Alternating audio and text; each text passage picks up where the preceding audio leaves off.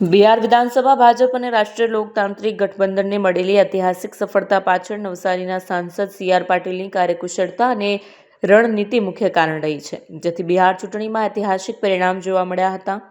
ચૂંટણીના પરિણામ આવતાની સાથે સી.આર. પાટીલે પાર્ટીના તમામ કાર્યકર્તાઓને અભિનંદન પાઠવ્યા છે અને આ વિજયને ચૂંટણી ક્ષેત્રે ભાજપના દરેક કાર્યકર્તાની અથાગ મહેનતનું પરિણામ ગણાવ્યું છે. તેમણે કહ્યું કે દરેક બેઠક પર અમારા કાર્યકર્તાઓએ પોતાનું જોર લગાવ્યું અને પાર્ટીને જીત મેળવી આપી. બિહારની રાજકીય ભૂગોળમાં આ વખતે મોટા ફેરફારની શક્યતાઓ વચ્ચે એનડીએને સ્પષ્ટ બહુમતી મળી છે.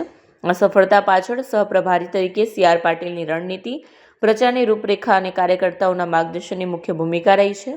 ગુજરાતમાં લગાતાર 2 વાર ભાજપને ઐતિહાસિક બહુમતી અપાવનાર પાટીલની કાર્યકુશળતાની છાપ આ વખતે બિહારમાં પણ દેખાય છે.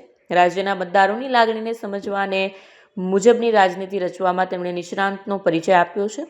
પરિણામે એનડીએના ઉમેદવારોએ મોટી સંખ્યામાં બેઠકો પર સફળતા હાંસલ કરી છે.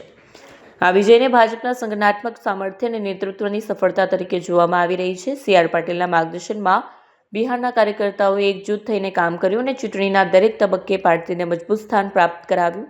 આ ચૂંટણી પરિણામ દેશભરમાં ભાજપની સંગઠનાત્મક પહોંચ અને રાજ્ય સ્તરીય નેતાઓની ક્ષમતાનો પરચો પણ બતાવે છે.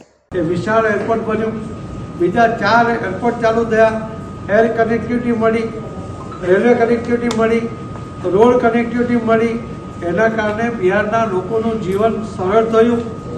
એમને મેટ્રો મળી પટનામાં, એમને 35,000 લોકો બેસી શકે એવું સ્ટેડિયમ મળ્યું, એમને 20.5 કિલોમીટરનો મરીન ડ્રાઈવ ગંગા ઉપર, નદી ઉપર એ બનાવવામાં આવ્યું છે, બોમ્બે કરતાં પણ મોટો છે.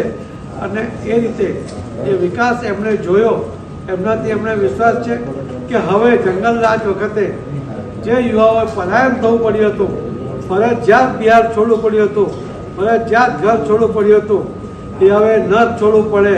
કાયદો અને વ્યવસ્થાની જે પરિસ્થિતિ છે એ જે મજબૂત બની છે એ જળવાઈ રહે.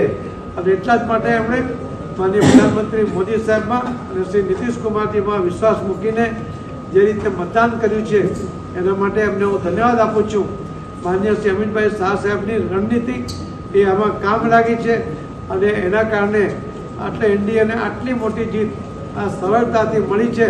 પણ એના કારણે ભારતીય જનતા પાર્ટીની પણ અને એનડીએની પણ જવાબદારી વધી છે.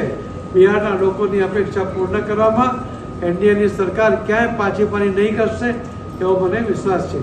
ધન્યવાદ.